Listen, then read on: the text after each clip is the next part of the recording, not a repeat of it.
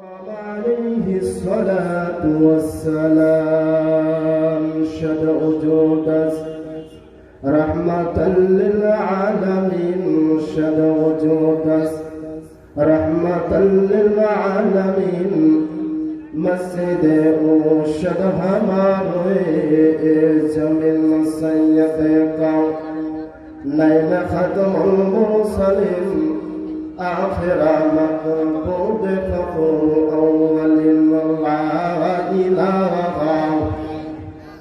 آواز دے لا إله آواز دے کوئی لا إله لا إله لا إله यहाँ हम सब मुसाफिर हैं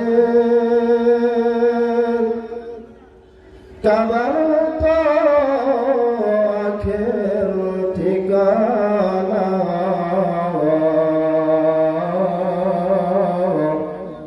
कोई आगे रवाना है कोई पीछे रवाना आवाज दे बोली ला इलाहा ला इलाहा ला इलाहा कर लगे जा कंद मानुष कर लगे जा कंद मानुष कर लगे जा भाषा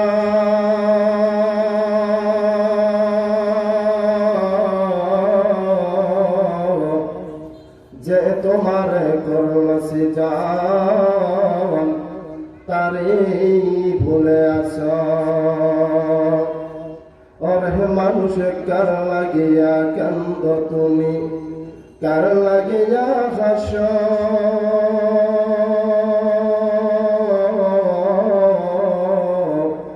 যে তোমার করুণা সিজান তারে ভুলে আছো লা ইলাহা লা ইলাহা লা ইলাহা লা ইলাহা ইল্লাল্লাহু মুহাম্মাদুর রাসূলুল্লাহ সাল্লাল্লাহু আলাইহি ওয়াসাল্লাম সকলে মহাব্বতের সহিত আল্লাহ পাকের কিছু জিকির করি আল্লাহ আল্লাহ আল্লাহ আল্লাহ আল্লাহ আল্লাহ আল্লাহ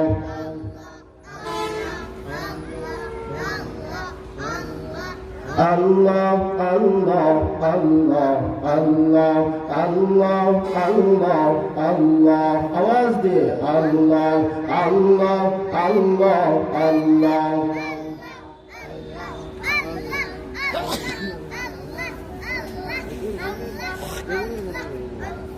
Allah, Allah, Allah, Allah, Allah, Allah, Allah, Allah, Allah. आवाज दे Allah, Allah, Allah, Allah, Allah. La ilaha illallah Muhammadur Rasulullah. Syukr muhabbat bi sallallahu alaihi wasallam. Mahajaz mukarram Gaptula Magangunj জান্নাতুল ফেরদাউস হাফিজি নুরানি ও হাফিজি কওমি মহিলা মাদ্রাসার উদ্যোগে আজকের তাফসীরুল কোরআন মাহফিল আজকের মাহফিলে উপস্থিত প্রধান অতিথি দ্বিতীয় অতিথি আর উপস্থিত বিশেষ অতিথি মহোদয় আমার সামনে উপবিষ্ট আমার বাবার বয়সী মুরব্বী বাচ্চারা আর উপস্থিত আমার সমবয়সের যুবক ভাইয়েরা আর উপস্থিত স্কুল মাদ্রাসার কুচিকাছা আমার স্নেহের ছোট ভাইয়েরা পর্দার আলারে শ্রবণ ঠান্ডা ও বোনেরা আসুন আমরা সকলে মিলে মহান আল্লাহ তাআলার দরবারে শুকরিয়া জ্ঞাপন করি যে আল্লাহ রাব্বুল আলামিন আপনাকে আমাকে মহব্বত করে বাছাই করে ছাঁটাই করে তিনি আলোচনা শোনার উদ্দেশ্যে আসার এবং বসার তৌফিক লাভ করেছেন। সেই মহান আল্লাহ তাআলার দরবারে আমরা সকলে প্রাণ বলে শুকরিয়া আদায় করি আলহামদুলিল্লাহ। হলো না ভাই, আরেকবার আওয়াজ দেবে আলহামদুলিল্লাহ। বিশ্ব মানবতার সাথে সংক্ষিপ্ত আকারে দরুদ প্রেরণ করি যিনি রহমতের কান্ডার, রহমতের ভান্ডার, সাইয়্যিদুল মুরসালিন, খাতিমুন নবিয়্যিন, যেনাকে সৃষ্টি না করলে আল্লাহ রাব্বুল আলামিন কুল কায়নাত সৃষ্টি করতেন না, যার সৃষ্টির উসিলায় আল্লাহ তাআলা तमाम পৃথিবীর মানব জাতি সহ সকল জাতিকে সৃষ্টি করেছেন। সেই মহান মানবতার সাথে সংক্ষিপ্ত আকারে প্রাণ ভরে শুকরিয়া আদায় করি, সকলে বলি সাল্লাল্লাহু আলাইহি ওয়াসাল্লাম। সম্মানিত দিনী ভাই সকল, কোরআন পাকের অসংখ্য আয়াত থেকে আপনাদের সামনে আমি একটা আয়াতে কারিমা তেলাওয়াত করেছি। আল্লাহ রাব্বুল আলামিন এই আয়াতের মধ্যে বলতেছেন ওয়ামা আরসালনাকা ইল্লা রাহমাতাল লিল আলামিন। জোরে চিৎকার মেরে বলি সুবহানাল্লাহ। আল্লাহ রাব্বুল আলামিন বলতেছেন পয়গম্বর, আমি আল্লাহ রাব্বুল আলামিন আপনাকে দুনিয়ার মধ্যে প্রেরণ করেছি, तमाम পৃথিবীর মানুষের জন্য রহমত স্বরূপ প্রেরণ করেছি বলে সুবহানাল্লাহ।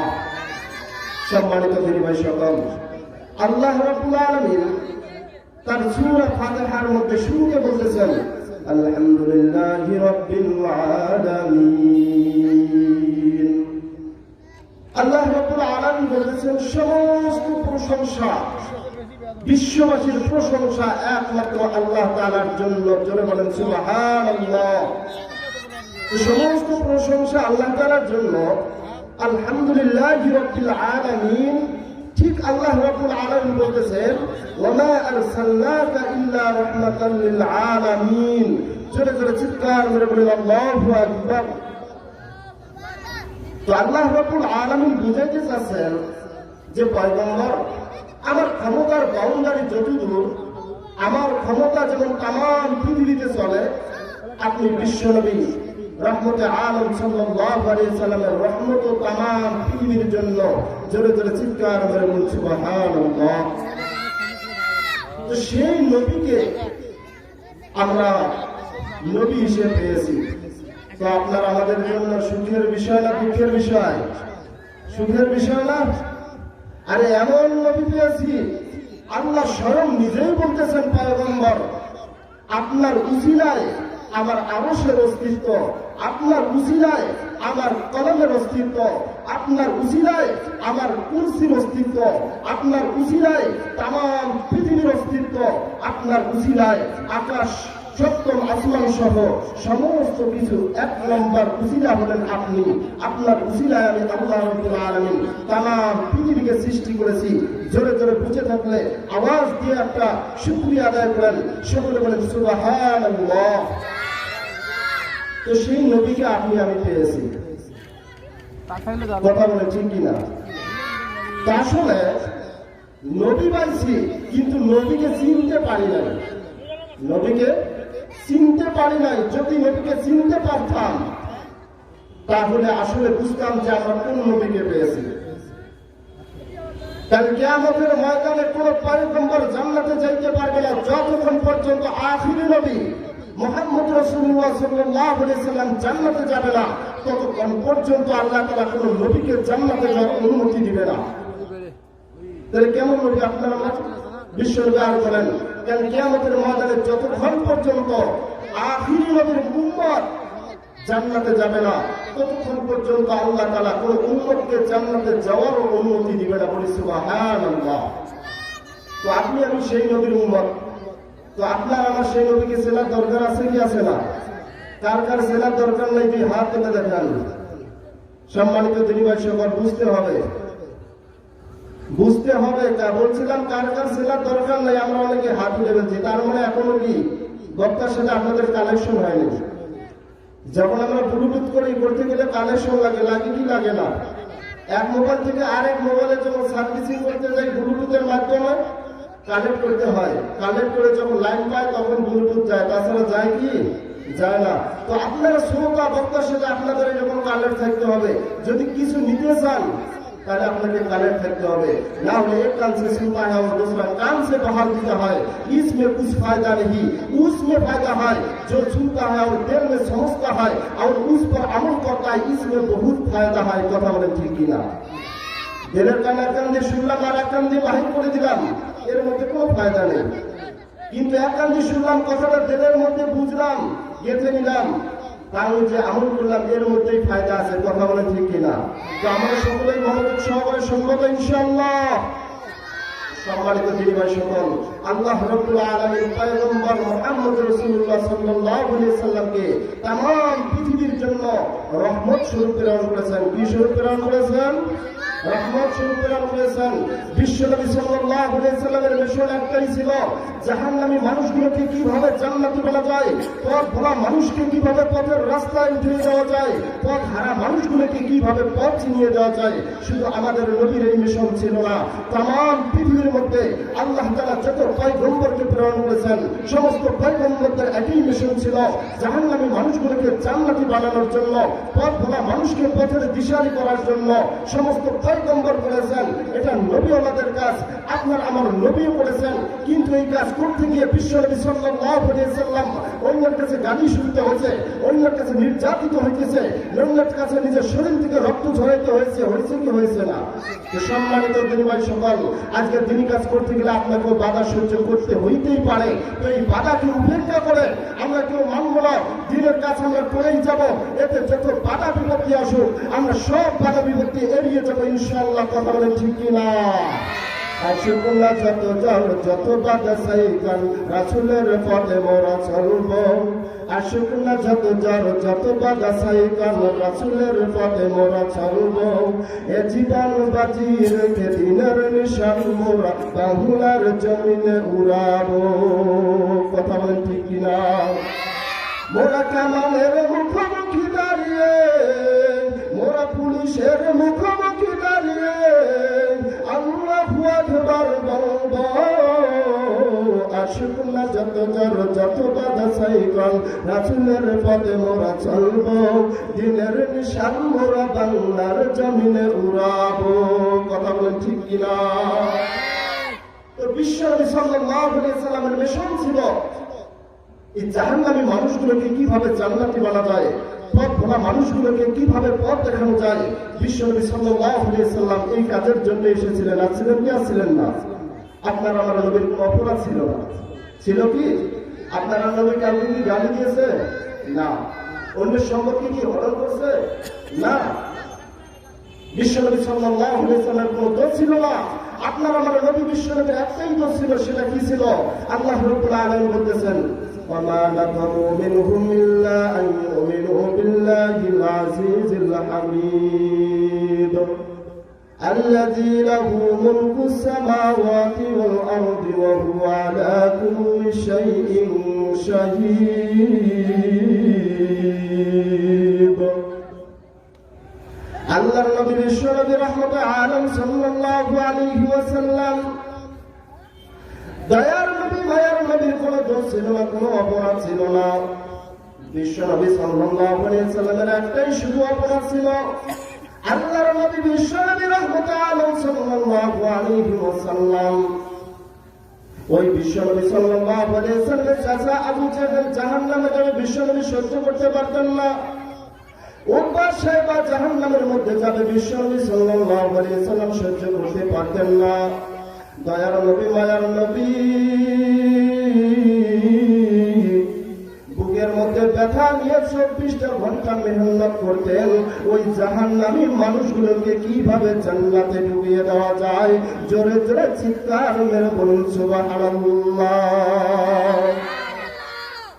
আল্লাহর নবী বিশ্বনবী রাহমাতুল আলামিন সাল্লাল্লাহু আলাইহি ওয়াসাল্লাম ওই বদমাশ আবু জেহেলকে যখন দাওয়াত দেওয়ার জন্য বিশ্বনবী তার বাড়িতে গেলেন, আবু জেহেলকে বললেন, চাচা আমি তোমার ভাতিজা মুহাম্মদ, আমি জানি তুমি আমাকে বিশ্বাস করো না নবী হিসাবে। আমি যদি নবুয়তের দাবিদার আপনার কাছে না হইতাম, আপনি আমাকে আল আমিন বলে স্বীকৃতি দিয়েছেন। আপনি আমাকে আমার জীবনে চাইতো, আপনার জীবনে চাইতো আমাকে ভালোবাসতেন। কিন্তু যখন আমি নবী হিসাবে দাবি করেছি, চাচা আপনি আমাকে মানতে পারবেন না। তবে চাচা দিলের মধ্যে ব্যথা নিয়ে আপনার কাছে এসেছি। আপনি কিভাবে জাহান্নামে যাবেন আমি সহ্য করতে পারতেছি না। অতএব আপনি কালেমা পড়ে মুসলমান হয়ে যান, আল্লাহ তাআলা আপনার তকদিরে জান্নাত লিখে দে। তো বিশ্বনবীর মহব্বত, বিশ্বনবী সাল্লাল্লাহু আলাইহি সাল্লাম 24টা ঘন্টায় দোয়া করতেন। اللهم اعز الاسلام احد امرين اللهم اعز الاسلام احد امرين বিশ্বনবী রহমতে আলম সাল্লাল্লাহু আলাইহি ওয়াসাল্লাম 24টা ঘন্টায় দোয়া করতেন, আল্লাহ দুই উমরের কোন এক উমরকে ইসলামের শোষণ ছাড়াই এনে ইসলামের উন্নতি করে দিন। ইসলামের জন্য তোরা কি হয়, এই জন্য হয় আবু জেহেল নামে বদমাশটাকে আপনি ইসলামের জন্য কবুল করুন, না হলে উমর ইবনে খাত্তাবকে আপনি ইসলামের জন্য কবুল করুন, যাতে করে আমার ইসলামটা উন্নতি হয়ে যায়। এটাই ছিল বিশ্বনবী সাল্লাল্লাহু আলাইহি ওয়াসাল্লামের কামনা। কথা বলেন ঠিক কিনা? আল্লাহর নবী বিশ্বনবী রহমতে আলম যখন দাওয়াত নিয়ে গেলেন, ওই বদমাশ কাফের আবু জেহেল উতবা সাইবা বিশ্বনবীর দাওয়াতকে গ্রহণ করলেন না। দাওয়াতকে শুধু গ্রহণ করে ছাড়লেন না, বিশ্বনবী সাল্লাল্লাহু আলাইহি ওয়াসাল্লাম কে কিভাবে আক্রমণ করা যায়, তাকে কিভাবে আহত করা যায় চিন্তায় রইলেন। কারণ বিশ্বনবী সাল্লাল্লাহু আলাইহি ওয়াসাল্লাম যখন কালিমার দাওয়াত দিচ্ছেন, দিতে দিতে এক পর্যায়ে এমন হচ্ছে দিনে দিনে মুসলমানের সংখ্যা বেড়ে যাচ্ছে। বেড়ে যাইতে যাইতে যখন মুসলমানের সংখ্যা এক পর্যায়ে যখন বাড়তে বাড়তে বিশ্বনবীর দল যখন ভারী হইতেছে, এইবার আবু জেহেল উতবা বদমাশগুলোর মনটা খারাপ হয়ে গেল। কারণ যদি মোহাম্মদকে আজকে বাধা মানে মোহাম্মদ তো আস্তে আস্তে তার দলকে ভারী করতেছে, এমন এক পর্যায়ে আসবে মুসলমানদের সংখ্যা বেশি হয়ে যাবে। অতএব মুসলমানদেরকে বাধা দেওয়ার জন্য একটাই কারণ, সেটা হলো মুহাম্মদকে দুনিয়া থেকে বিদায় করা। এটাই ছিল তাদের চক্রান্ত, কিভাবে মুহাম্মদকে বিদায় করা যায়। কিন্তু বিশ্বনবী তো দাওয়াতের জন্য এমন ভাবে লেগেছেন।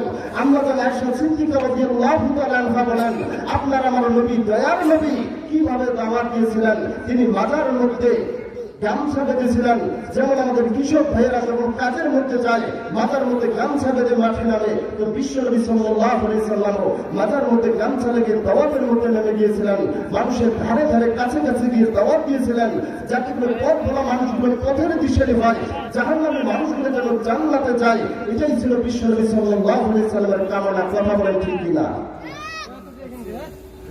আল্লাহর নবী বিশ্বনবী রহমতে আলম সাল্লাল্লাহু আলাইহি ওয়াসাল্লামকে যারাই গ্রহণ করেছেন, বিশ্বনবী সাল্লাল্লাহু আলাইহি ওয়াসাল্লাম যখন আবু বকরের কাছে সর্বপ্রথম দাওয়াত দিয়ে গেলেন, আবু বকর ডাকতে বলল, ইয়া রাসূলুল্লাহ, ইয়া হাবিবাল্লাহ, আপনি যেহেতু আমার কাছে দাওয়াত দিয়েছেন আর আমি কোনো দ্বিধাদ্বন্দ্ব করলাম না, আপনার দাওয়াতকে গ্রহণ করে আমি কালিমা পড়ে মুসলমান হয়ে গেলাম। এ বন্ধুরে, বিশ্বনবী সাল্লাল্লাহু আলাইহি সাল্লাম কালিমা পড়ে মুসলমান হয়ে গেলেন। মুসলমান হওয়ার সঙ্গে সঙ্গে বিশ্বনবী সাল্লাল্লাহু আলাইহি সাল্লামের কাছে যখন কালিমা পড়ে মুসলমান হলেন, এ বন্ধু আবু বকর সিদ্দিক রাদিয়াল্লাহু তাআলা এমন সম্মান দান করলেন, বিশ্বনবী সাল্লাল্লাহু আলাইহি সাল্লামের জীবদ্দশায় আবু বকরকে জান্নাতের সার্টিফিকেট দিয়েছিলেন। কথা বলেন ঠিক কিনা? কিন্তু যারা বিশ্বনবীকে মানেন তারা এমন অপদস্থ হয়েছেন, আজও যদি আপনার ঘরে সন্তান জন্মগ্রহণ করে, যদি আপনাকে বলা হয় আপনার সন্তানের নামটা রাখেন আবু জেহেল, আপনার সন্তানটার নাম রাখেন ফিরাউন, আপনার সন্তানটার নাম রাখেন উতবা, আপনার সন্তানটার নাম রাখেন সাইবা, আপনি কি রাখবেন? রাখবেন না। কারণ আবু জেহেল নামটা এত ঘৃণিত, আপনাদের আমার কাছে এমন খারাপ লাগে, ওই নাম আমরা রাখতে রাজি হবো না। কিন্তু যদি আপনাকে বলা হয় আপনার সন্তানটার নাম রাখেন আবু বকর, বলে আলহামদুলিল্লাহ রাখলাম। যদি বলে আপনার সন্তানটার নাম রাখেন আলী, বলে আলহামদুলিল্লাহ রাখলাম। যদি বলা হয় আপনার সন্তানটার নাম রাখুন হাসাইন, বলে হ্যাঁ রাখলাম। যদি বলা হয় আপনার কন্যা সন্তানটার নাম রাখুন ফাতেমা, তাও আলহামদুলিল্লাহ বলে গ্রহণ করবেন। করবেন কি করবেন না? সম্মানিত দিনভাই সকল, কেন করবেন? তারা ইসলামের সুশীল ছায়ার মিশে এসেছে, তারা ইসলামের মধ্যে এমন সম্মানিত হয়েছে, শুধু দুনিয়ার মধ্যেও নয়, পরকাল জগতে এমন সম্মানিত হয়েছেন। আল্লাহর নবী বিশ্বনবী সাল্লাল্লাহু আলাইহি সাল্লাম দুনিয়াতে থাকা সত্ত্বেও তাদেরকে জান্নাতের সার্টিফিকেট দিয়েছেন। রাদিয়াল্লাহু আনহুম ওয়া রাদু আনহু। কথা বলেন ঠিক কিনা? আমার ভাইয়ের, আমার বন্ধুরা, বিশ্বনবী সাল্লাল্লাহু আলাইহি সাল্লামকে যারাই গ্রহণ করেছেন তারাই সম্মানিত হয়েছেন, কিন্তু যারা গ্রহণ করেন নাই তারা আজও সম্মানিত হন নাই, তারা আজও মানুষের মধ্যে, সমাজের মধ্যে ঘৃণিত। কথা বলেন ঠিক কিনা? কারণ আমার আল্লাহ রাব্বুল আলামিন বলেন, ওয়া মা আরসালনাকা ইল্লা রাহমাতাল লিল আলামিন। নবী গো, আমি আল্লাহ রাব্বুল আলামিন আপনি পয়গম্বর মুহাম্মদ সাল্লাল্লাহু আলাইহি ওয়াসাল্লামকে तमाम পৃথিবীর জন্য রহমত হিসেবে প্রেরণ করেছি। কথা বলেন ঠিক কিনা? হে বন্ধু, মুহাম্মদ রাসূলুল্লাহ সাল্লাল্লাহু আলাইহি ওয়াসাল্লামকে যারাই রহমত স্বরূপ গ্রহণ করেছেন, যারাই নিজের কাছে রেখেছেন, তারাই সম্মানিত হয়েছেন। আর যারা মুহাম্মদের আদর্শে আদর্শবান হন নাই, যারা মুহাম্মদের কথা মানেন নাই, তারা আজও সমাজের মধ্যে ঘৃণিত। কথা বলেন ঠিক কিনা? তো আজও দেখা যায় ওই সেই আবু জাহেলের জামানায় যেমন ছিল যে নবীকে মানি, নবীকে আল্লাহ আমিন স্বীকৃতি দিলাম, নবীর কাছে আমানত রাখলাম, নবীকে বিশ্বাস করি, কিন্তু তুমি নবুয়তের দাবি করবে আমি মানি না। নবুয়তের দাবি করবে যে আমি নবী, আমি মানি না। কারণ তুমি আমার কাছে সত্য, তুমি আমার কাছে ভালো পছন্দের মানুষ, তোমাকে অন্তর থেকে ভালোবাসি, কিন্তু যখন তুমি ইসলামের কথা বলবে আমি সহ্য করতে পারি না। সম্মানিত দিনভাই সকল, আজ সমাজের মধ্যে এমন কিছু মানুষ আছে যে মানুষগুলোকে কোরআনের কথা শোনাবেন, তাদের কাছে ঠিক আবু জাহেল মার্কা আচরণ পাওয়া যায়, তারাও বলে কিন্তু আমরা মানি না। কথা বলে ঠিক কিনা? সমাজের মধ্যে একটা মাদ্রাসা হোক, এটা আপনার চান না? এটা ভালো জিনিস না? সমাজের মধ্যে একটা মসজিদ হোক, সমস্যা আছে? নাই। সমাজের মধ্যে দাঁড়িয়েওয়ালা, টুপিওয়ালা, পাঞ্জাবিওয়ালা বাড়ুক, সমস্যা আছে? নাই। তো সমাজের মধ্যে হালকা জিকির হোক, সমস্যা আছে? নাই। সমাজের মধ্যে তাবলীগ জামাত বেড়ে যাও, সমস্যা আছে? নাই। কিন্তু এমন কিছু চান্দুওয়ালা আছে, এমন কিছু বাটপার আছে, তারা সমাজ থেকে এগুলো দূরীভূত করতে চায়, তারা সমাজের মধ্যে এগুলো রাখতে চায় না, তারা সমাজের মধ্যে চায় গান গাইতে। কথা বলেন ঠিক কিনা? এমন লোক সমাজের মধ্যে আছে কি আছে না? কিছুদিন আগে শুনলাম এক মন্ত্রী বলতেছে, অবাক লাগে যে কোন দেশে বসবাস করি, কোন দেশে। এক মন্ত্রী বলতেছে যে আমরা আগে দেখতাম আমাদের কৃষক ভাইয়েরা তারা মোবাইলের মধ্যে গান বাজাইতো, গান ছেড়ে দিত, আর কৃষক ভাইয়েরা কাজ করতো। আমরা অনেক সময় মোবাইলে গান বাজিয়ে পেছে নিয়ে যাও, ওয়াজ বাজিয়ে পেছে নিয়ে কাজ করে যাও।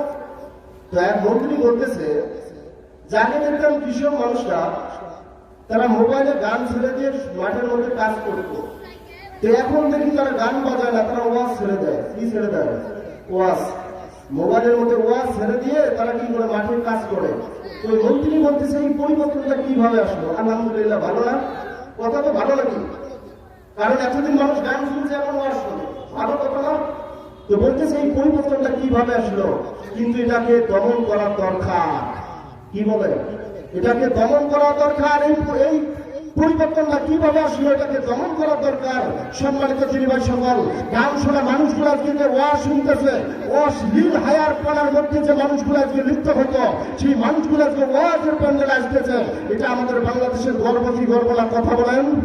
কিন্তু আজকে ওই সমস্ত মানুষ ওই চেয়ারে বসে আছে, এইগুলো দেখতে পারে না, তার মানে বুঝতে হবে এরাই হলো ইসলামের শয়তান, এরাই হলো ইসলামের শত্রু। কথা বলেন ঠিক কিনা? এই সমস্ত শত্রু থেকে, এই সমস্ত নাস্তিকদের থেকে আমরা বিরত থাকবো, যাতে করে আমাদের বাংলাদেশ যেমন সোনার দেশ, এই বাংলাদেশে আমরা কোরআন হাদিসের আলোচনা চাই। চাই কি চাই না? চাই কি চাই না? চাই। যদি চেয়ে থাকেন তাহলে জোরে সোরে একটা তাকবীর দেন, লিল্লাহি তাকবীর। আমার ভাইয়ের, আমার বন্ধুরা, আল্লাহ রাব্বুল আলামিন বিশ্বনবী সাল্লাল্লাহু আলাইহি সাল্লামকে ডাক দিয়ে বললেন, নবী গো, আমি তামাম পৃথিবীর জন্য রহমত স্বরূপ আপনাকে প্রেরণ করেছি। যেমন আমি আলহামদুলিল্লাহি রাব্বিল আলামিন, সমস্ত বিশ্ব জগতের প্রশংসা যেমন আমি আল্লাহর জন্য। ওয়া মা আরসালনাকা ইল্লা রাহমাতাল লিল আলামিন, আর আপনি হলেন তামাম পৃথিবীর জন্য রহমত স্বরূপ। কথা বলেন ঠিক কিনা? আল্লাহ রাব্বুল আলামিন বলেন, নবীগণ, এটা আমি মেসেজ দিয়ে তামাম পৃথিবীর কাছে আমি পৌঁছে দিলাম। আপনি নবী একজন মেসেজ স্বরূপ। যেমন মোবাইলের মধ্যে যখন একটা মেসেজ ধান করে চলে আসে, এই মেসেজের মধ্যে যখন আমরা ক্লিক করি সঙ্গে সঙ্গে মেসেজটা দেখতে পারি এখানে মেসেজের মধ্যে কি লেখছে বা কি প্রেরণ করেছি। এ বন্ধু, আল্লাহ রাব্বুল আলামিন তামাম পৃথিবীর মানুষের জন্য বিশ্ব নবী সাল্লাল্লাহু আলাইহি সাল্লামকে মেসেজ স্বরূপ প্রেরণ করেছেন। জোরে জোরে চিৎকার মেরে বলুন সুবহানাল্লাহ। আল্লাহ রাসূল শুয়ে আছেন ফুলের বাগানে, নবীর নাম শুনি কানে, তার দেখিনি জীবনে। নবীর নাম শুনি কানে, তার দেখিনি জীবনে। বলেন, আল্লাহ নবী শুয়ে আছেন ফুলের বাগানে। বলেন, আল্লাহ নবী শুয়ে আছেন ফুলের বাগানে, নবীর নাম শুনি কানে, তার দেখিনি জীবনে। নবীর নাম শুনি কানে, তার দেখিনি জীবনে। ওরে আকাশের পাখি কেন করো ডাকা ডাকি, ওরে আকাশের পাখি কেন করো ডাকা ডাকি। অতই আকাশে থাকিয়া বুঝি পাইছ নবীর, নবীর নাম শুনি কানে, তার দেখিনি জীবনে। নবীর নাম শুনি কানে, তার দেখিনি জীবনে। ওরে নদীর পানি কেন করো ছুটা ছুটি, অতই নদীতে থাকিয়া বুঝি পাইছ নবীর, নবীর নাম শুনি কানে, তার দেখিনি জীবনে। নবীর নাম শুনি কানে, তার দেখিনি জীবনে। কথা বলেন ঠিক কিনা? বিশ্বনবী সাল্লাল্লাহু আলাইহি সাল্লামকে আমরা দেখি নাই, কিন্তু বিশ্বনবী সাল্লাল্লাহু আলাইহি সাল্লামকে দেখার কার কার ইচ্ছা আছে দুই হাত তুলে দেখাও। আল্লাহ তাআলা কবুল করুন, বলেন আমিন। সম্মানিত পরিবার সকল, আল্লাহর কাছে দোয়া করব যদি আর্থিক সম্বল দিয়ে বিশ্বনবীর রওজা মোবারক যদি জিয়ারত করতে না পারি, আল্লাহ তাআলা যেন স্বপ্নের মাধ্যমে হলেও বিশ্বনবীর রওজা মোবারক যেন জিয়ারত করার তৌফিক দান করেন। সকলে বলে আল্লাহুম্মা আমিন। সম্মানিত পরিবার সকল, আল্লাহ তাআলা বিশ্বনবী সাল্লাল্লাহু আলাইহি সাল্লামকে মেসেজ স্বরূপ তামাম পৃথিবীর মানুষের কাছে প্রেরণ করেছেন।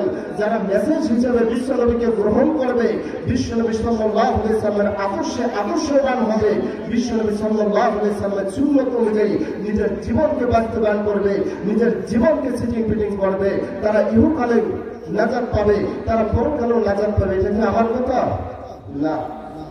আল্লাহ রাব্বুল আলামিন বলতেছেন, قل إن كنتم تحبون الله فاتبعوني يحببكم الله ويغفر لكم ذنوبكم والله غفور رحيم। আল্লাহ রাব্বুল আলামিন ডাকতে কুল হেনু বলো, ইন কুনতুম তুহিব্বুনাল্লাহ, যদি তোমরা আল্লাহ তাআলাকে ভালোবাসতে চাও, ফাত্তাবিউনি, আমি রাসূলের অনুগত করো। কার অনুগত করো? আমি রাসূলের অনুগত করো। আমি রাসূলের অনুগত করলে কি হবে? আল্লাহ তাআলা তোমাদেরকে ভালোবাসবেন। আল্লাহ তাআলা ভালোবাসলে কি হবে? ওয়াগফির লাকুম, তোমাদেরকে মাফ করে দিবেন। ও বন্ধু, তোমাদের কি মাফ করে দিবেন? আল্লাহ তাআলা বলেন যুনুবাকুম, তোমাদের কি মাফ করবেন? গুনাহ মাফ করে দিবেন। হে বন্ধু, যদি আল্লাহকে পাইতে চাও তাহলে এক নম্বর বিশ্বনবী সাল্লাল্লাহু আলাইহি সাল্লামকে মানতে হবে। কথা বলেন ঠিক কিনা?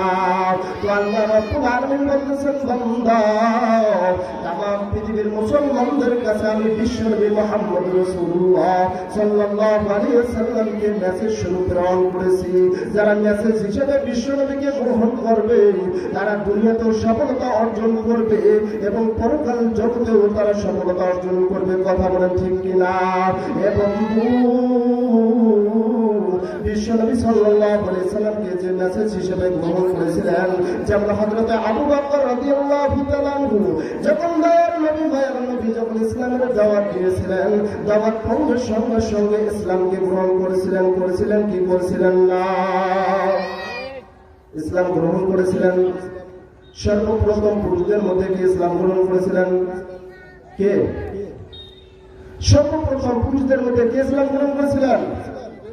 হযরত আবু বকর। আর নারীদের মধ্যে সর্বপ্রথম কে ইসলাম গ্রহণ করেছিলেন? কে? হযরত আম্মা জান খাদিজা রাদিয়াল্লাহু তাআলা আনহা। যুবকদের মধ্যে কে? যুবকদের মধ্যে হযরত আলী। কে? হযরত আলী।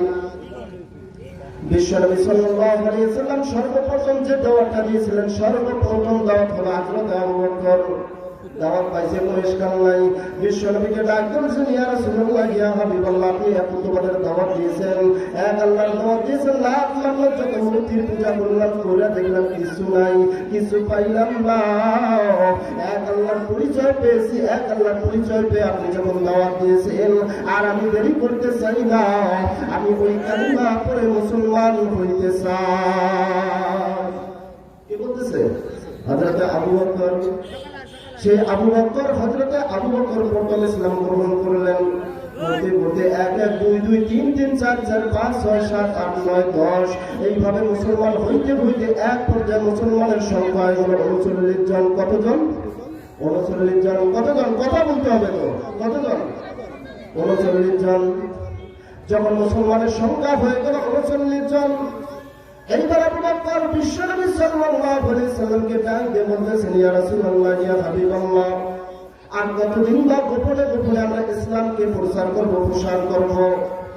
এখন তো আর গোপন করা সম্ভব নয়। যদি আমরা এক আল্লাহর ইবাদত করে থাকি, এক আল্লাহকে যদি মেনে থাকি, আসমান জমিনের স্রষ্টা যদি আল্লাহ হয়ে থাকি, ওই আল্লাহ যদি খাওয়ায়, ওই আল্লাহ যদি পালে, ওই আল্লাহ যদি সব কিছু করে, তাহলে ইসলামকে আর গোপন করার কোনো সুযোগ নয়। আমরা ইসলামকে প্রকাশ্যে ব্যবহার করতে চাই, বা ইসলামকে প্রকাশ্যে আমরা প্রচার করতে চাই। ইয়া রাসূলুল্লাহ, ইয়া হাবিবাল্লাহ, আপনি অনুমতি দিন। কার কাছে অনুমতি চাইতেছে? হযরত আবু বকর মুহাম্মদ রাসূলুল্লাহ সাল্লাল্লাহু আলাইহি সাল্লামের কাছে অনুমতি চাইতেছে যে আপনি ইসলামের অনুমতি দিন, আমরা ইসলামকে প্রকাশ্যে ব্যবহার করতে চাই। কিন্তু দয়ার নবী, মায়ার নবী ডাক দেন, আবু বকর, মুসলমানের সংখ্যা মাত্র 1 2 3 4 5 6 7 8 9 10 এইভাবে হইতে হইতে মাত্র সংখ্যা হলো কয়জন? 39 জন। এ বন্ধু, এই ঘটনাটা কোথায় পাইবা? হিকায়াতুস সাহাবা নামক একটা কিতাব আছে। এই হিকায়াতুস সাহাবা নামক কিতাবটার মধ্যে মুসান্নিফ তিনি এই ঘটনাটা এনেছেন। হযরত আবু বকর সিদ্দিক রাদিয়াল্লাহু তাআলা আনহু যখন বিশ্বনবী দয়ার নবী মায়ার নবীর কাছে অনুমতি চাইলেন যে এক এক করে যখন 40 জন আমরা মুসলমানের সংখ্যা হয়েছি, আর ইসলামকে গোপন করা যায় না, আজকে আমরা ইসলামকে প্রকাশ্যে ব্যবহার করতে চাই। কে অনুমতি চাইতেছে? আবু বকর। কিন্তু নবী বলতেছেন না, আবু বকর না। কারণ মুসলমানের সংখ্যা মাত্র 39 জন। আজকে যদি ইসলামকে প্রকাশ করতে চাই, তারপরে আমাদের উপর নির্যাতন করবে কি করবে না? তো নবী অনুমতি দেয় না। এক পর্যায়ে আবু বকর ডাক দেয়, ইয়া রাসূলুল্লাহ, ইয়া হাবিবাল্লাহ, এটা কখনো সম্ভব হয় না। কারণ আমরা বলে মুসলমান, আমরা এক আল্লাহকে মানি। মুসলমান যেই দিকে তাকাবে কাকে দেখবে? আল্লাহকে দেখবে। কারণ মুসলমানের সঙ্গে হলো আল্লাহ। আমরা 39 জন হইতে পারি, কিন্তু আল্লাহ তো আমার সঙ্গে রয়েছে। অতএব কোনো দুঃখের কোনো কারণ নাই, কোনো ভয়ের কোনো কারণ নাই।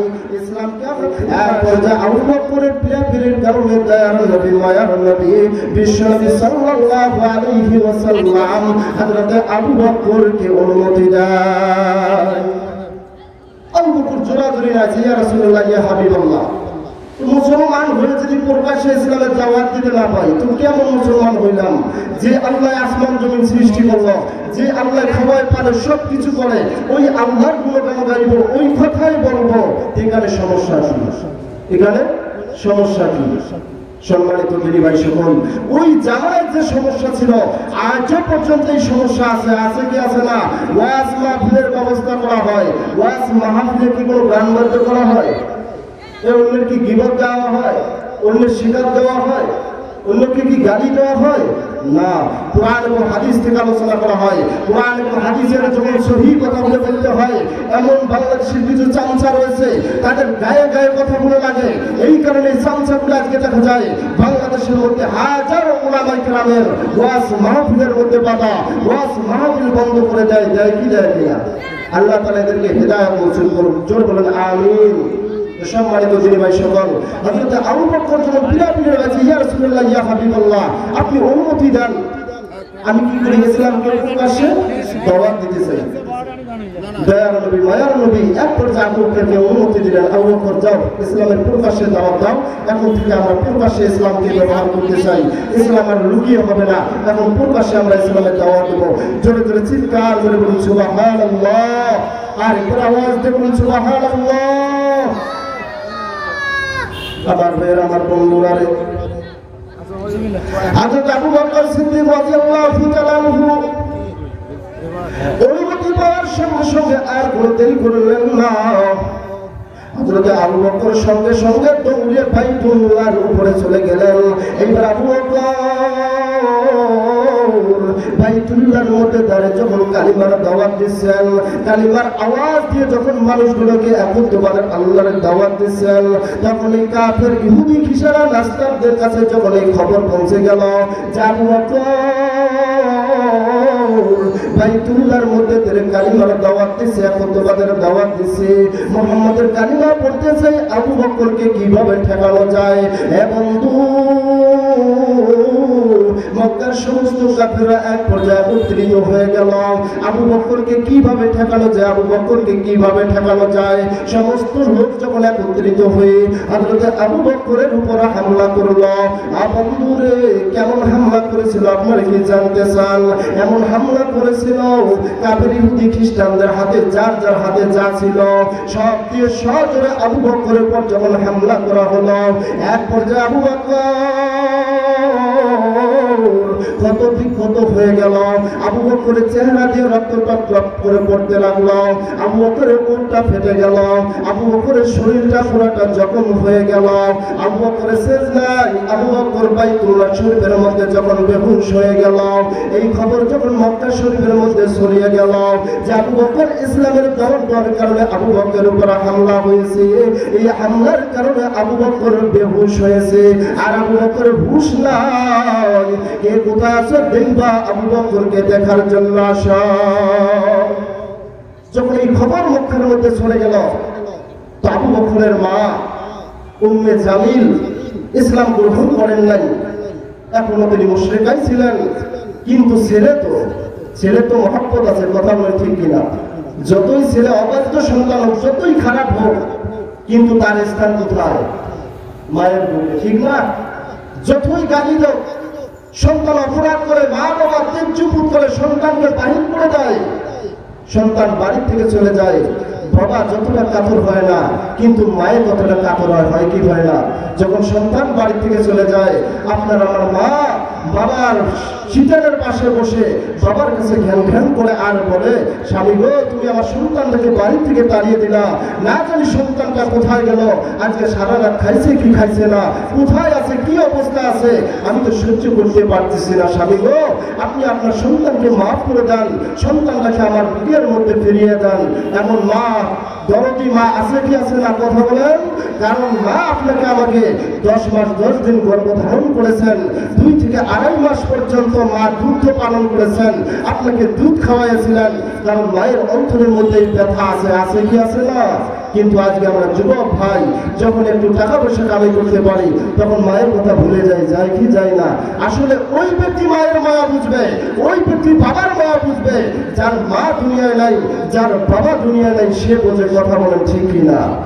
সম্মানিত দিনী ভাই সকল, আবু বকর রাদিয়াল্লাহু তাআলা মায়ের কানে যখন আওয়াজ পৌঁছিল যে তোমার ছেলে বাইতুল্লাহ শরীফের মধ্যে বেহুশ হয়ে পড়ে আছেন, তার কোনো হুঁশ নাই, তিনি শেষ হারিয়ে ফেলছেন, কারণ কাফেররা তার উপর আক্রমণ করেছে। তার কাছে খবর পৌঁছিল, উম্মে খায়েরের কাছে খবর পৌঁছিল আবু বকরের মা। একবার উম্মে খায়ের দৌড় দিয়ে বাইতুল্লাহ শরীফের মধ্যে হাজির হয়ে গেলেন। বাইতুল্লাহ শরীফে হাজির হয়ে দূর থেকে দেখতেছেন মানুষের সমাগম, মানুষের ভিড় দেখা যায়। উম্মে খায়ের মনে মনে চিন্তা করলেন, হায় রে হয়তো বা আমার সন্তানটাকে আমি দেখতে পারবো না, আমার সন্তানটা মনে হয় দুনিয়া থেকে বিদায় হয়ে যাবে। উম্মে খায়ের দৌড় দিয়ে সন্তানের পাশে চলে গেলেন। সন্তানের পাশে চলে গিয়ে দেখলেন তার সম্প্রদায়ের অনেক মানুষ রয়েছে। উম্মে খায়ের থেকে আবু বকরের কোনো হুঁশ নাই। আবু বকরের নাকটা ফাটা, আবু বকরের কফন দিয়ে রক্ত ঝরঝর টপটপ করে পড়তেছে। আবু বকরের ওরটা ফেটেছে, ওর দিয়ে টপটপ করে রক্ত পড়তেছে। আবু বকরের মা ডাক ডাক, রে বাকে আমার বেটার উপর, আমার ছেলের উপরে এরকম আক্রমণ করলাম, তোরা কি মানুষ হয়ে এইরকম মানুষের উপর আক্রমণ করে? কোনো কথা নেই, আবু বকরের হুঁশ নাই। উম্মে খায়ের নিজের ছেলের কাছে বসে আছেন, এইভাবে আবু বকরের হুঁশ ফেরে না। কিন্তু এক পর্যায়ে উম্মে খায়ের চিন্তা করলেন, আমার ছেলে সারা দিন এমনি চলে গেল, রাতটাও কেটে যাইতেছে, আবু বকরের হুঁশ ফিরতেছে না, কিছুই তো খাইতেছে না। যদি সন্তানরা কিছু না খায় তাহলে সন্তানরা তো দুনিয়া থেকে এমনি বিদায় হয়ে যাবে। অতএব সন্তানের জন্য খাবার ব্যবস্থা করার দরকার কি দরকার না? তুমি খায়ের আবু বকরের মা চিন্তা করলেন সন্তানটাকে কিছু খাওয়ানোর দরকার। তো তিনি এক পেয়ালা দুধ নিয়ে আসলেন, যে সন্তানটা হুঁশ ফেরার সঙ্গে সঙ্গে সন্তানটাকে খাওয়াইয়া দেব, যাতে করে সন্তানটা একটু সুস্থ হয়। সম্মানিত দিনী ভাই সকল, আবু বকর রাদিয়াল্লাহু তাআলা এইভাবে 2 দিন চলে গেল। 3 দিনের দিন হযরত আবু বকর সিদ্দিক রাদিয়াল্লাহু তাআলা হুঁশ ফিরলেন, চোখ মেলে তাকাইলেন, তাকিয়ে মাকে ডাক দিয়ে বলতেছেন, মা তোমার কাছে আমি জানতে চাই, মা আমার বিশ্ব নবী, দয়ার নবী, মায়ার নবী কেমন আছেন? জোরে জোরে চিৎকার করে বলুন সুবহানাল্লাহ। আবু বকরের অন্তরের মধ্যে কেমন ভালোবাসা ছিল, কেমন ভালোবাসা ছিল। 3 দিন অসুস্থ অজ্ঞান হয়ে থাকার পরও হুঁশ ফেরার সঙ্গে সঙ্গে বলতেছে, মা আমার নবী কেমন আছে? আমার ভাইয়ের, আমার বন্ধুরা রে, এই কথা বলার সঙ্গে সঙ্গে হযরত আবু বকর সিদ্দিক রাদিয়াল্লাহু তাআলা যত বংশধরের লোক ছিল রে বন্ধু, সমস্ত লোকগুলো আস্তে আস্তে উঠে যাওয়া শুরু করলো। আর উম্মে খায়েরকে ডাক দিল, উম্মে খায়ের, যে মুহাম্মদের কারণে তোমার ছেলে 3 দিন যাবত অসুস্থ অজ্ঞান অবস্থায় কেটে দিল, সেই মুহাম্মদ কেমন আছে? হুঁশ ফেরার সঙ্গে সঙ্গে চাইতে চাই মুহাম্মদ কেমন আছে। উম্মে খায়ের, তোমার ছেলের খবর আমরা নিতে পারবো না। উম্মে খায়ের, আমরা চলে গেলাম, তোমার ছেলের খবর তুমি নাও। কারণ যে ছেলে 3 দিন যাবত হুঁশ ফেরে না, যে মুহাম্মদের কারণে আজকের কত বিখ্যাত হলো, আবার হুঁশ ফেরার সঙ্গে সঙ্গে বলতেছে যে মা মুহাম্মদ কেমন আছে? তোমার এই ছেলের আমার দরকার নাই, আমরা চলে গেলাম, তোমার ছেলেকে তুমি সামলাও। এইবার উম্মে খায়ের ডাক দিয়ে বলতেছে, বেটা থাম, তোমার মুহাম্মদ কেমন আছে পরের কথা রে বেটা, তুমি 3 দিন যাবত অজ্ঞান, 3 দিন যাবত তোমার হুঁশ ফেরে না, তোমার শরীর থেকে সব রক্ত পড়ে গেল, তোমার শরীরটা ফ্যাকাশা হয়ে গেছে রে বেটা। তুমি যদি কিছু না খাও তুমি তো এমনিতেই বাঁচবা না, দুনিয়া থেকে বিদায় নিবা। অতএব তুমি কিছু খাও, খাওয়ার পর তুমি সুস্থ হও, তারপর আমি মা তোমাকে মুহাম্মদের কাছে নিয়ে যাব। বন্ধুরা কেমন ভালোবাসা ছিল আমি এতটুকু শুধু বুঝাইতে চাবো রে বন্ধু। হযরত আবু বকর ডাক দেয়, মা আল্লাহর কসম করে বলি, যতক্ষণ আমি মুহাম্মদের চেহারা দেখব না ততক্ষণ পর্যন্ত আমি এক ঢোক পানিও পান করব না। বিষয়টা কঠিন হলো না সহজ হলো? কঠিন হয়ে গেল। কারণ মুহাম্মদের চেহারা যতক্ষণ দেখবে না ততক্ষণ পর্যন্ত এক ঢোক পানিও পান করবে না। আবার কসম। একবার মা বেচারি বিপদে পড়ে গেলেন, কি করা যায়? কারণ মুহাম্মদ যে কসম কাটল, এই কসম যদি মোহাম্মদ যে কসম কাটলো, যতক্ষণ মোহাম্মদের চেহারা যতক্ষণ আমি দেখবো না, আমি আবু বকর এক ঢোক পানিও পান করবো না। কসম কেটে ফেলো, এটা তো অসম্ভব। এখন কি করা যায়? এ বন্ধু, 3 দিন যাবত অসুস্থ থাকার পরও মোহাম্মদের হুঁশ ফেরার সঙ্গে সঙ্গে মোহাম্মদের খবর নাই। ওই মোহাম্মদের প্রেম ভালোবাসা ওই আবু বকরের অন্তরের মধ্যে কেমন ছিল? কথা বলেন ঠিক কিনা? এ বাপজানেরা, এ যুবক ভাই, কিন্তু আমরা তো ওই নবীর উম্মত, কথা বলেন ঠিক কিনা? কারণ ওই আবু বকর ছিল নবীর উম্মত, সাহাবী। কারণ তিনিও যেমন মানুষ ছিলেন, আপনি আমিও তো তেমন মানুষ ছিলাম।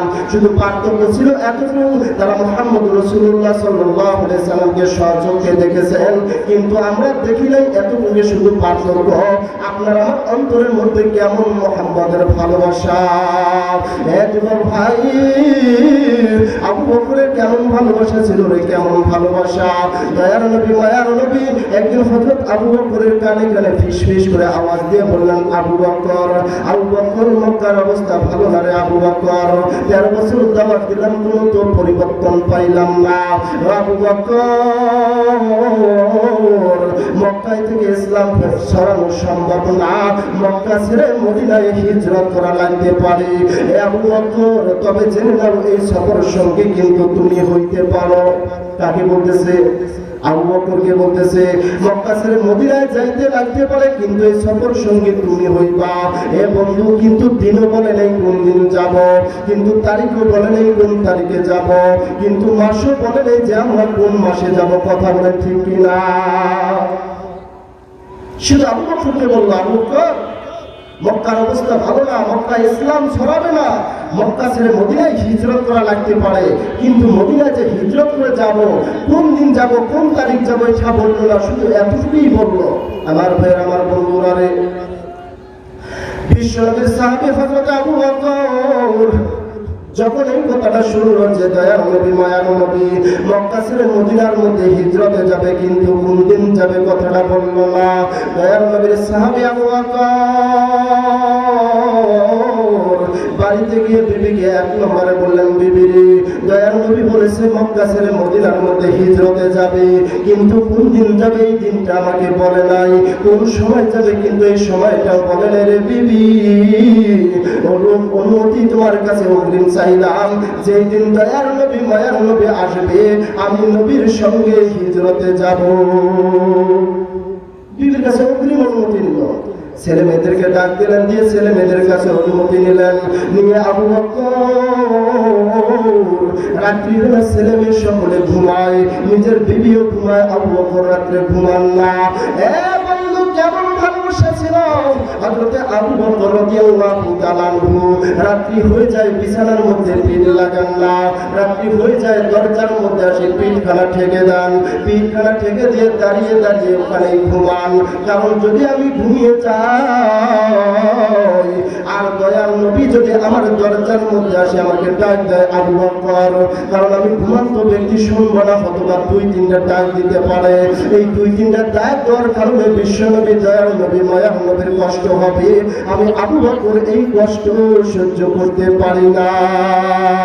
আল্লাহ রাসূল শুয়ে আছেন ফুলের বাগানে, নবীর নাম শুনি কানে, তারে দেখিনি জীবনে, নবীর নাম শুনি কানে, তারে দেখিনি জীবনে। কথা বলে ঠিক কিনা? নবীকে দেখার কার কার ইচ্ছা আছে? 2 হাত তুলে দেখান।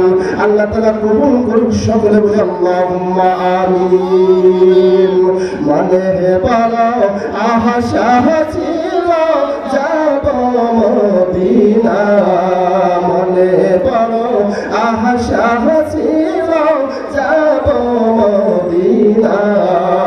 সালাম আমি করব গিয়ে, সালাম আমি করব গিয়ে নবীর রওজায়। মনে বড় আশা ছিল যাব মদিনায়। আরব সাগর পাহাড়ি দিবা নাই তো আমার কহরি, পাখি নয় যে উড়ে যাব, পাখি নয় যে উড়ে যাব,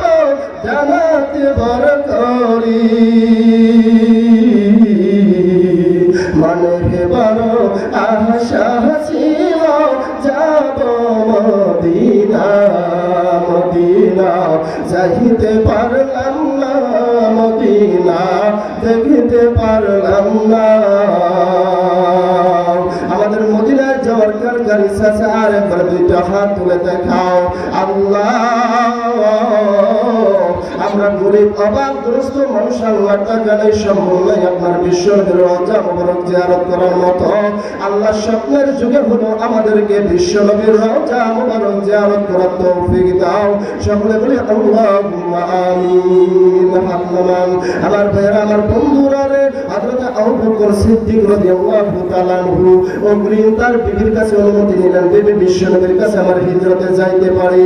ছেলে মেয়েদেরকে ডাক দিবেন, আমি বিশ্বনবীর কাছে হিজরত করে যাইতে পারি, কিন্তু কোন দিন যাব এই দিনটা কাউকে বলবো না। কারণ দয়ার নবী মায়ার নবী আবু বকরকে বলেন নাই, বলছেন? বলেন নাই। যেহেতু দয়ার নবী মায়ার নবী আবু বকরকে বলেন নাই কোন দিন যাব, আবু বকর তার স্ত্রী ছেলে মেয়েদেরকে বললেন না আমি কোন দিন যাব। দিনটা মাহজুব আছে। দয়ার নবী মায়ার নবীর সাহাবী হযরত আবু বকর রাত্রে বেলা ঘুমান না, রাত্রি হয়ে যায়, ছেলে ঘুমায়, মেয়ে ঘুমায়, এমনকি স্ত্রী ঘুমায়, আর আবু বকর দরজার মধ্যে পিঠ খানা লাগিয়ে দাঁড়িয়ে থাকেন। কারণ রাত্রে ঘুমান না, যদি রাত্রে ঘুমে যান আর দয়ার নবী যদি গেটের মধ্যে আসে ডাকে আবু বকর, আবু বকর, দুই তিনটা ডাক দিবেন।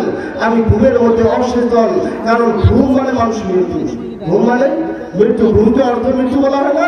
কারণ ঘুমে যাবো, আমি তো মৃত্যু। আর হুজুর সাল্লাল্লাহু আলাইহি ওয়াসাল্লাম গেটে আসবে, দাঁড়িয়ে থাকবে, আমার জন্য কষ্ট পাবে, আমি আবু বকর সহ্য করতে পারি না। এমন ছিল সাহাবায়ে কেরামদের দরদ, এমন ছিল অন্তরের মধ্যে ব্যথা।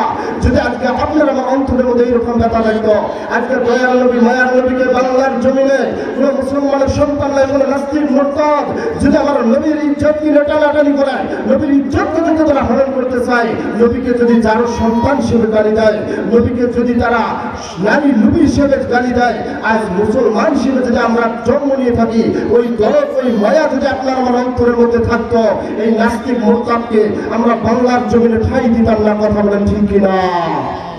তবে জানিয়ে দিতে চাই, কোন নাস্তিক মুরতাদ যদি আমাদের দয়ার নবী বিশ্বনবী সাল্লাল্লাহু আলাইহি ওয়াসাল্লামের ইজ্জতের উপর যদি আঘাত হানে, যতক্ষণ পর্যন্ত শরীরে এক ফোঁটা রক্ত থাকবে, এই নাস্তিককে বাংলার জমিনে পিষিয়ে তাকে হত্যা করে যতক্ষণ পর্যন্ত বিদায় না করব, ততক্ষণ পর্যন্ত মুসলমান হিসেবে দাঁড়িয়ে থাকবো না। কথা বলেন ঠিক কিনা? আমরা সকলে রাজি আছি তো ইনশাআল্লাহ?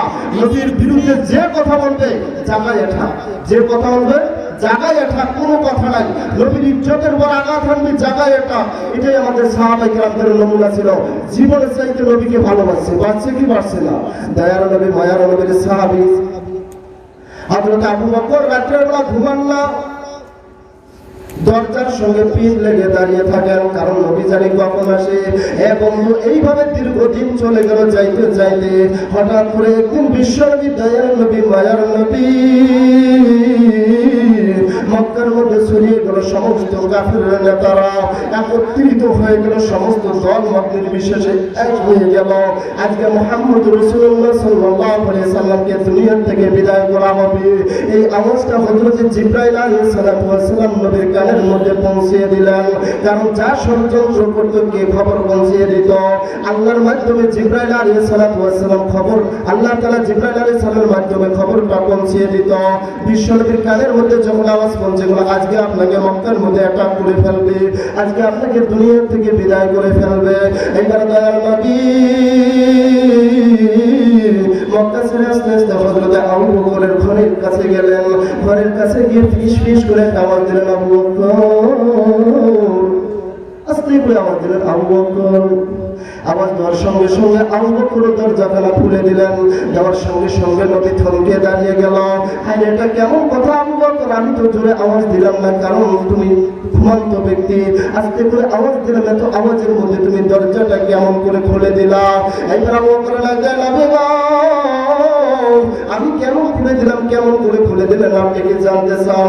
নবী বলে, হ্যাঁ আবু বকর, জানতে চাই, তুমি কেমন করে খুলে দিলে একটু আওয়াজের মধ্যে?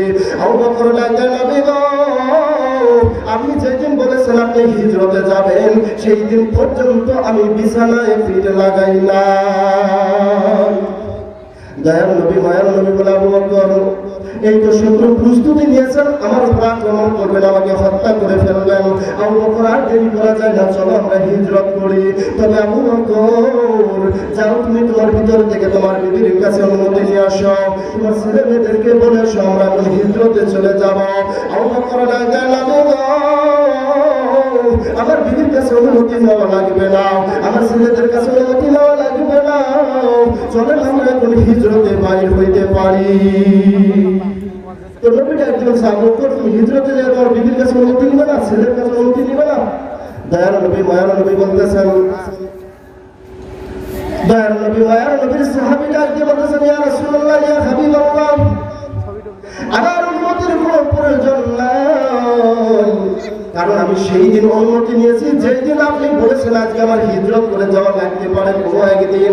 ইয়া রাসূলুল্লাহ, ইয়া হাবিবাল্লাহ, সেই দিন আমি আমার ছেলে মেয়ে আমার বিবি সব আমি অনুমতি নিয়েছি, চলেন আমরা এখন হিজরতে চলে যাই। কে বলতেছে? আবু বকর বলতেছে, চলেন আমার অনুমতি নেওয়া শেষ, আমরা কোথায় যাব? হিজরতে চলে যাব। এইবার দয়ার নবী মায়ার নবী সব আবু বকর রওনা হলেন।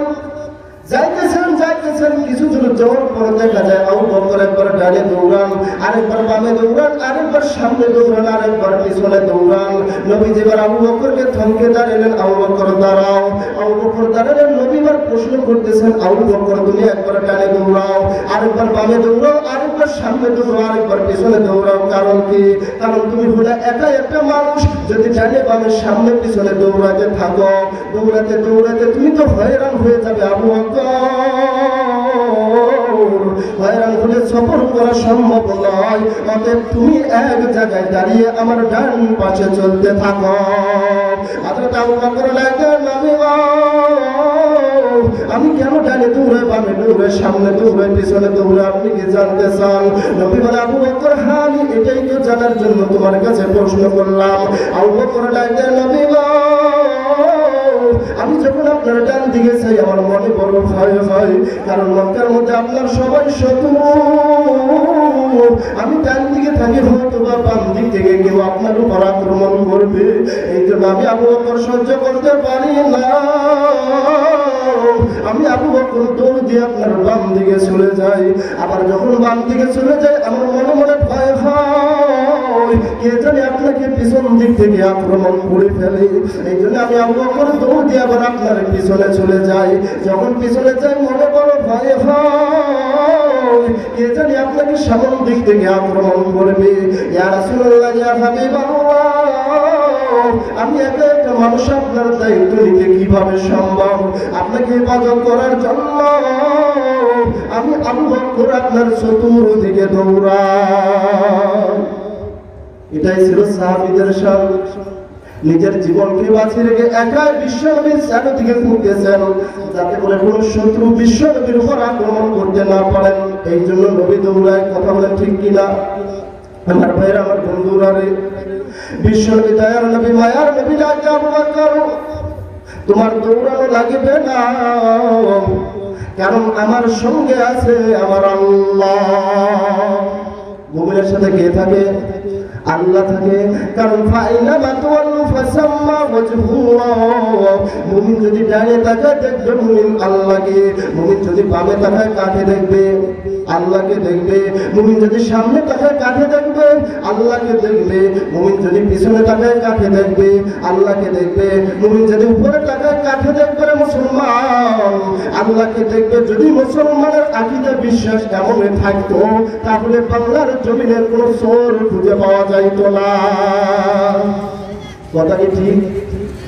যদি মুসলমানের অন্তরের মধ্যে এমন বিশ্বাস থাকতো যে আমি ডানে তাকালে আমার আল্লাহ দেখি, বামে তাকালে আল্লাহ দেখি, আমার সামনে আল্লাহ, পিছনে আল্লাহ, চতুর্দিকে আল্লাহ, তো আমি কি করে অন্যের সম্পদ চুরি করি? কথা বলে ঠিক কিনা? কিভাবে আমি অন্যের গীবত স্বীকার করি? আল্লাহ তো দেখতেছেন। কিভাবে কলমের এক ফোঁটায় গরিবের লাখ লাখ টাকা আমি মেরে দিচ্ছি, এটা কি আল্লাহ দেখতেছে কি দেখতেছে না? সম্মানিত দিদিভাই সকল, আমার আল্লাহ আলিমুল গায়ব, আল্লাহ তাআলা গায়বের খবর জানেন। প্রতিটা মানুষের সঙ্গে আমার আল্লাহ রয়েছেন। কাল কিয়ামতের ময়দানে কলমের এক কোথায় গরিবের লাখ টাকা তুমি করে দিয়েছো, কাল কিয়ামতের ময়দানে আল্লাহর কাঠগড়ায় তোমার দাঁড়াইতে হবে, হবে কি হবে না? এই জন্য যারা বড় বড় চেয়ারে বসে রয়েছেন, ক্ষমতার কারণে আজকে দেখেছেন কোনদিন এক পর্যায়ে গরিবের লাখ টাকা মারতেছেন, গরিবদেরকে নিঃস্ব করে দিচ্ছেন। তাদেরকে আমি বলতে চাই, আপনার কিন্তু একদিন ওই কবরে যাইতে হবে, হবে কি হবে না?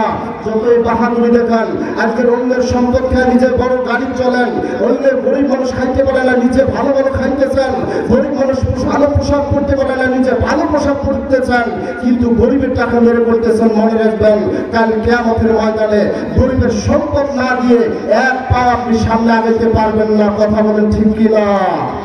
হ্যাঁ, এটাই ঠিক। কারণ কাল কিয়ামতের ময়দানে গরিবদের স্লোগানে থাকবে আলাদা।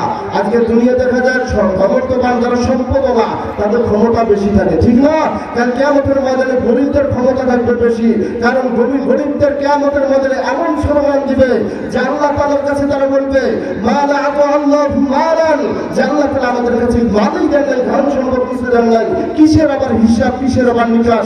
আমরা জান্নাতে যাইতে চাই। ফেরেশতারা আল্লাহর কাছে প্রশ্ন করবে, আল্লাহ কেমন কথা? আজকে গরিবরা যে ক্ষুব্ধ হয়েছে, যে রাগান্বিত হয়েছে, তারা হিসাব দিতে চায় না, জান্নাতে যাইতে চায়, তাদেরকে কিভাবে আটকাই? তো আল্লাহ তাআলা বলবে, হে ফেরেশতা শোনো, তাদেরকে বাধা দিও না, কারণ তারা হলো আমার ওই উম্মত, ওই বান্দা যারা দুনিয়ার মধ্যে ধন সম্পদ তাদেরকে দেয় নাই, গরিব ছিল, না খাওয়া হইলেও তারা আমার ইবাদত করছে। ওই বান্দাদেরকে আমি মানও দেয়নি, তার হিসাব নিকাশ কিছু নাই, তাদেরকে জান্নাতের মধ্যে পাঠিয়ে দেওয়া। বলি সুবহানাল্লাহ। তো গরিবের সহজ না? এই জন্য বিশ্বনবী সাল্লাল্লাহু আলাইহি সাল্লাম বলেন, ধনীদের কমপক্ষে 500 বছর আগে গরিবরা জান্নাতে যাবে। কে যাবে? গরিবরা জান্নাতে যাবে। কারণ গরিবদের মাল নেই, মালা আল্লাহু মালান, গরিবদেরকে আল্লাহ তাআলা মানে দেয়নি, কিসের হিসাব, কিসের আবার নিকাশ? ধনীদেরকে আল্লাহ তাআলা মাল ধন সম্পদ দিয়েছে, তাদের হিসাব দিয়ে তারপর আল্লাহ জান্নাতে যাইতে হবে। হবে কি হবে না? আজকে ক্ষমতার বলে অন্যের সম্পদ মারো, গরিবের সম্পদ মেরে খাওয়া, দেখা হবে সেই দিন। হবে কি হবে না?